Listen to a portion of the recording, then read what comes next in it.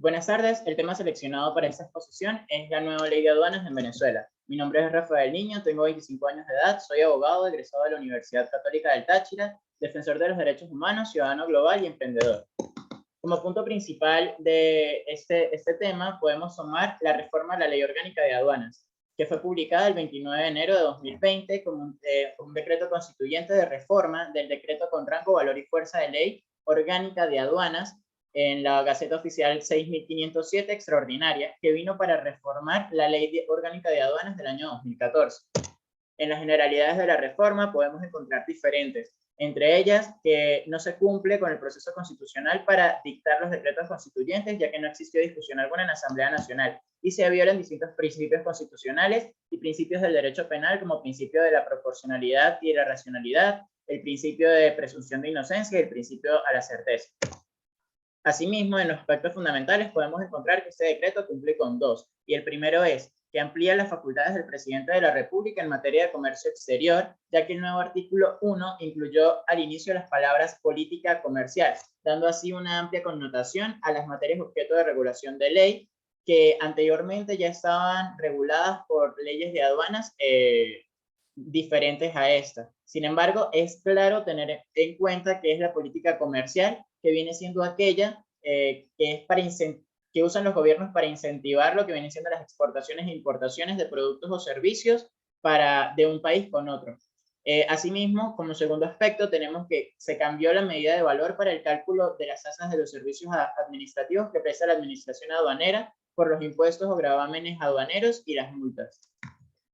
También podemos ver en las siguientes láminas distintas modificaciones. Sin embargo, en esta vamos a tocar el punto fundamental de esa reforma, el cual es el alcance de la misma.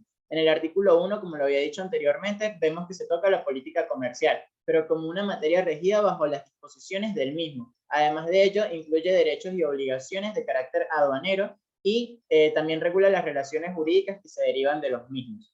Esto nos lleva a la parte o a la materia internacional, y es que la política comercial actual venezolana en materia de comercio exterior se ha visto asignada por la salida de Venezuela de los acuerdos y tratados que tradicionalmente el país venía llevando y habían sido fértiles para lo que vendría siendo el comercio exterior de la nación. Sin embargo, en el 2006 podemos ver cómo Venezuela sale del G3 o del Tratado de Libre Comercio entre Colombia y México. A su vez, en el 2011 se retira también de la Comunidad Andina de Naciones, o la CAN, y en el 2016, en diciembre del 2016, vemos cómo Mercosur suspende al mismo por el incumplimiento de las distintas obligaciones y de los derechos humanos que se dieron durante ese mismo año. Ahora bien, podemos tocar diferentes puntos de los cuales, digamos, son más resaltantes en lo que viene siendo la reforma del año 2020. El primero de ellos son las facultades presidenciales, que podemos observar en el artículo 3 de este decreto, el cual crea en algunos casos y en otro reordena algunas de las facultades ya existentes del presidente de la República en materia de comercio exterior, como vendrían siendo aprobar las diferentes políticas y estrategias generales o sectoriales de comercio exterior, para fomentar y promover lo que vienen siendo las exportaciones. Asimismo, puede regular, facilitar o restringir lo que viene siendo importaciones, exportaciones, circulación y tráfico de mercancías no nacionales o que no fueron nacionalizadas. También expedir lo que vienen siendo las normas de registros, autorizaciones, documentos de control previo, lo que vienen siendo licencias, regímenes y los procedimientos de exportación e importación diferentes a los aduaneros. También pueden establecer, restablecer, modificar o suprimir lo que vienen siendo los salvaguardas de las importaciones de mercancías, y entre otras muchas más. Asimismo, el presidente de la República podrá delegar el ejercicio de sus competencias y crear lo que vendrían siendo las comisiones presidenciales o interministeriales, la cual fue creada en Venezuela con el nombre de Comité de Comercio Exterior, con el fin de regular, promover y fomentar lo que viene siendo las exportaciones en Venezuela, para así brindar un bienestar a los venezolanos y poder incentivar la productividad nacional.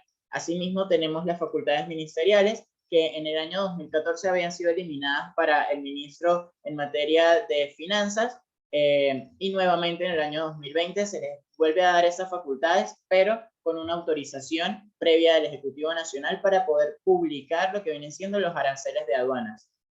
El cuarto punto, tenemos la reducción del plazo para la aplicación, modificación o eliminación de impuestos, tasas, recargas y demás cantidades, que precisamente en el año 2014 veíamos como este plazo era de 60 días siguientes a lo que vendría siendo la publicación en Gaceta Oficial de los mismos. Pero en esta nueva reforma vemos que primero se le da el plazo o la potestad de colocar el plazo al presidente de la nación. Si él mismo no lo hace, el establecimiento, modificación o eliminación de ya sea de las tasas, impuestos o diferentes recargos, vemos que vencido estos pasarían los siguientes 15 días a la publicación en Gaceta Oficial para que se cumpla el plazo.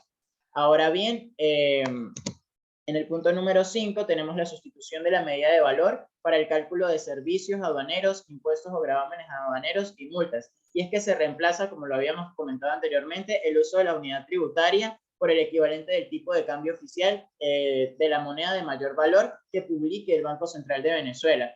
Desde 1994 se había tomado como referente la unidad tributaria para que fuera la medida de valor para el cálculo de estos servicios. Sin embargo, esta es la primera vez que no se va a tener el mismo y por lo tanto vamos a tener una fluctuación diaria en lo que vendría siendo la medida de valor de cálculo. Del punto número 6 tenemos los almacenes aduaneros, que según el decreto, las normas reglamentarias que regulan los almacenes seguirán siendo las mismas, pero con la potestad que tiene el Ejecutivo ahora de poder modificar o reglamentar todos estos almacenes.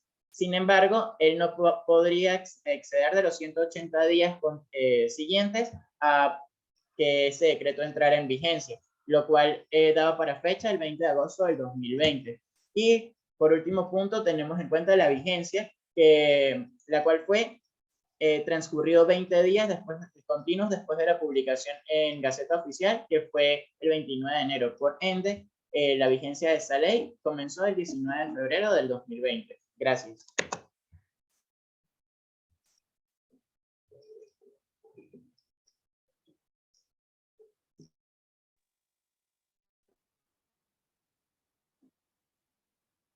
Buenas tardes, mi nombre es María José.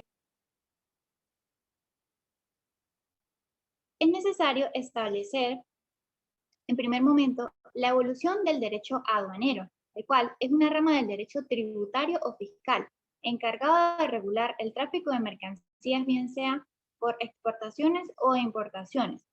También es el encargado de imponer las acciones a los particulares que infrinjan o causen alguna infracción. El proyecto de reforma de aduanas inicia en 1991. En 1993 se crea Aduanas de Venezuela Servicio Autónomo, para luego en 1994 ingresar al sistema aduanero conocido como SENIAT, acompañado de un proyecto de modernización de aduanas en el año 2000, en el cual se decide no solo ocuparse de una estructura informática, sino también de un marco legal. Venezuela tiene un tipo de organización que reparte a nivel operativo funcionarial entre las distintas gerencias de aduanas.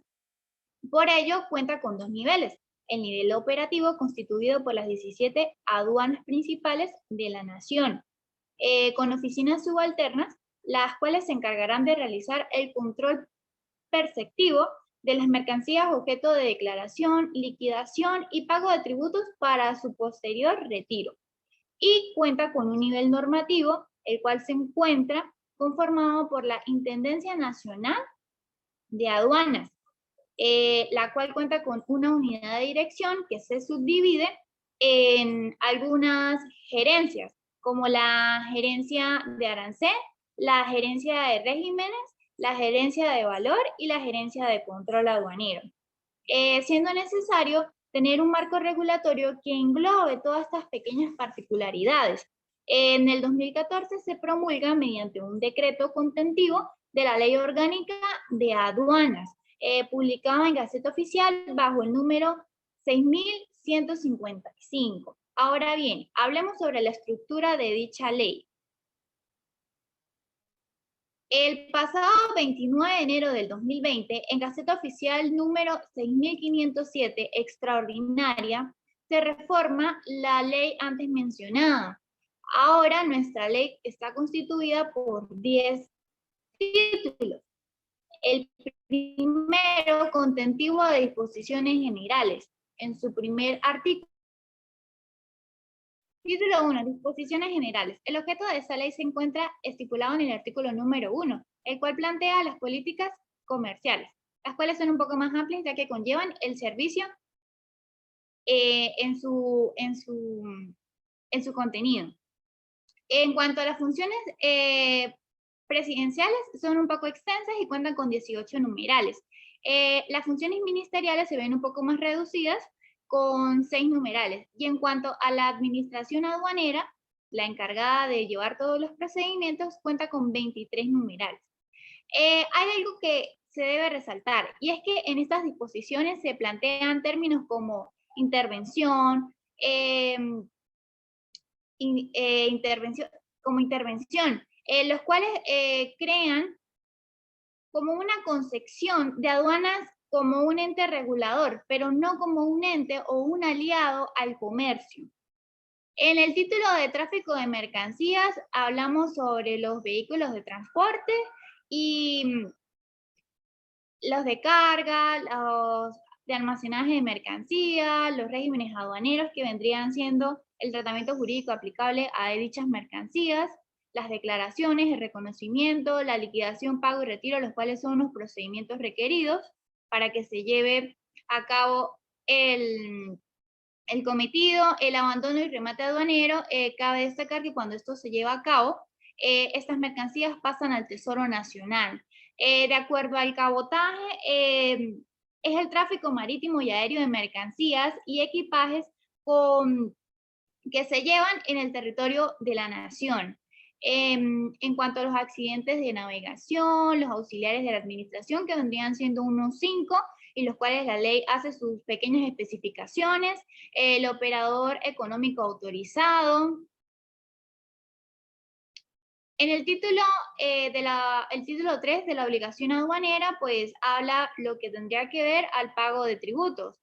En el título de medidas de aduana sobre la propiedad intelectual es que la aduana va a solicitar una serie de permisología conveniente para ellos verificar que la mercancía no venga con algún defecto, que su procedencia sea legal, algunas particularidades. En cuanto a los regímenes de liberación y suspensión, tenemos la liberación de los gravámenes, hace mención a las excepciones que se hacen al órgano presidencial, las destinaciones suspensivas del equipaje de pasajeros y tripulantes. La ley plantea alguna serie de artículos donde hace algunas aclaratorias.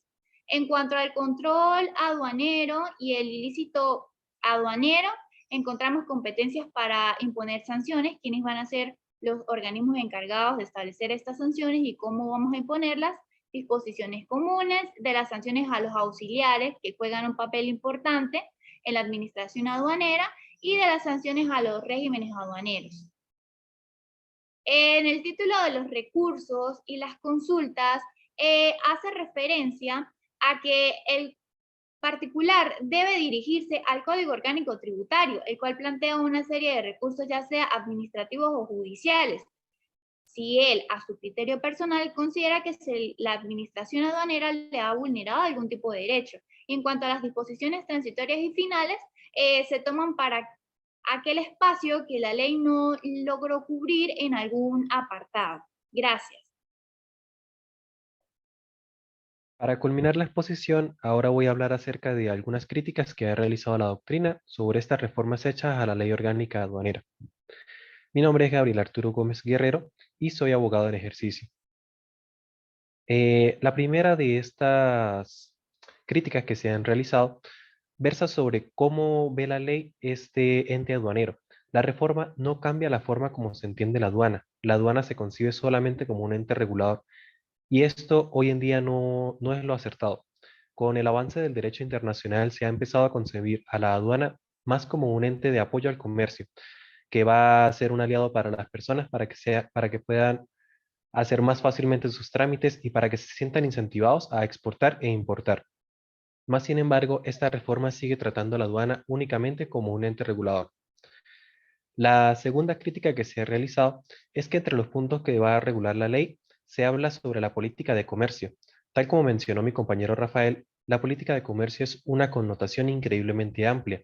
Son todas las políticas de comercio que realiza un país acerca de la exportación e importación. Y allí entran muchísimos aspectos.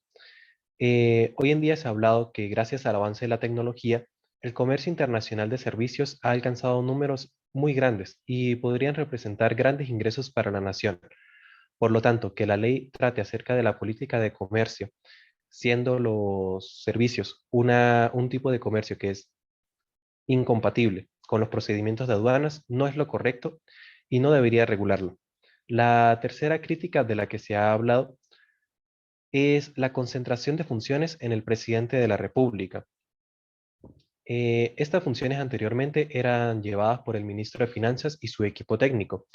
Más sin embargo, hoy en día existen muchas funciones que van hacia el presidente de la República, las cuales carecen de sentido, porque son procedimientos sencillos, como por ejemplo crear normas sobre los registros y licencias o hablar acerca de los procedimientos de exportación e importación. Estas funciones por lo general son llevadas por el ministro de Finanzas y por su equipo técnico porque no requieren un alto nivel de jerarquía para ser llevadas. En ninguna parte del mundo el presidente debe encargarse de este tipo de cuestiones que podrían llamarse meramente administrativas. Además de ello, se le da al presidente una medida excesivamente fuerte, que es prácticamente sin límites. Se le permite imponer medidas de restricción del comercio incluso de forma cautelar. Es decir, el presidente, ante una situación que pueda poner en peligro al país o al comercio del país, puede imponer restricciones. Más sin embargo, esto se traduce de forma negativa. Para las personas que son inversionistas, el hecho de que exista una herramienta que les pueda cortar de alguna forma su actividad comercial de la noche a la mañana no es bueno. Para un inversionista, esto no es atractivo y por lo tanto podría incentivarle a no invertir. Eh, Otra crítica que se ha realizado es acerca de su proceso de formación. Muchas leyes y decretos de las que se han promulgado en los últimos años no cumplen con los procesos legislativos adecuados estipulados en la nación y por lo tanto hay una cierta discrepancia en cuanto a su legalidad. Un último punto que se debe tocar, que es muy importante, son las sanciones de la norma se consideran desproporcionadas. Esto viola dos principios del derecho penal, los cuales son la proporcionalidad y la racionalidad, y la racionalidad de las penas. Y esto va a un punto muy importante, el cual es el tipo de medida que ha sido modificado. Ya no se toma en cuenta la unidad tributaria, sino que se toma en cuenta es el tipo de cambio oficial de la moneda de mayor valor según el Banco Central de Venezuela. Eh, Esto nos trae dos puntos muy negativos. El primero es que no existe una certeza. Si se toma como unidad de cuenta una moneda, esta moneda es fluctuante, varía según el comercio. Por lo tanto, todas las personas que trabajan en las aduanas, los funcionarios, las personas que pasar día a día, tienen que estar calculando todos los días las tasas, las penas, etcétera, para poder saber a qué atenerse. Esto crea una inseguridad total para todos los ciudadanos y es una falta de certeza. El segundo punto negativo, que ya se había mencionado anteriormente, es la desproporción que se crea en las penas. El monto de la unidad tributaria era irrisorio en comparación a poner la moneda de más alto valor que se encuentra en el Banco Central de Venezuela. Esto crea una desproporción total en las penas con respecto a sus castigos, creando una gran incertidumbre para toda la población. Eh, Luego de ver todas estas críticas, se puede decir que la ley requiere sin duda alguna una reforma para mejorar todos estos puntos que son sin duda alguna muy negativos.